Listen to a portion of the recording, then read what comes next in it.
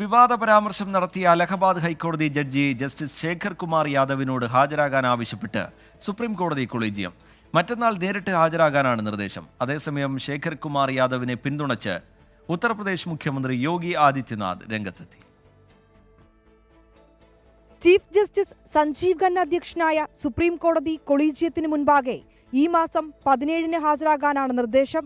അലഹബാദ് ഹൈക്കോടതി judge justice Shekhar Kumar യാദവിന്റെ വിവാദ പരാമർശത്തിൽ സുപ്രീം കോടതി നേരത്തെ അലഹബാദ് ഹൈക്കോടതിയോട് വിശദീകരണം തേടിയിരുന്നു.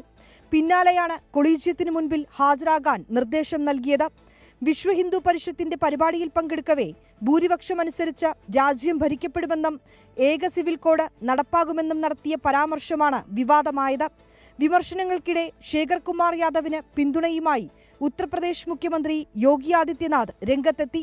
സത്യം പറയുന്ന ജഡ്ജിമാർ ഉൾപ്പെടെയുള്ളവരെ ഭീഷണിപ്പെടുത്തുകയാണെന്ന് യോഗി ആദിത്യനാഥ് പറഞ്ഞു. ശേഖർ കുമാർ യാദവിനെ ഇംപീച്ച് ചെയ്യുന്നതിനുള്ള പ്രമേയത്തിന് അനുമതി തേടി പ്രതിപക്ഷ പാർട്ടികൾ രാജ്യസഭാ സെക്രട്ടറി ജനറലിന് കത്ത് നൽകിയിരുന്നു. പരാമർശത്തിൽ ഇന്ത്യൻ ലോയേഴ്സ് യൂണിയനും പ്രതിഷേധം രേഖപ്പെടുത്തിയിരുന്നു. 24 ഡൽഹി.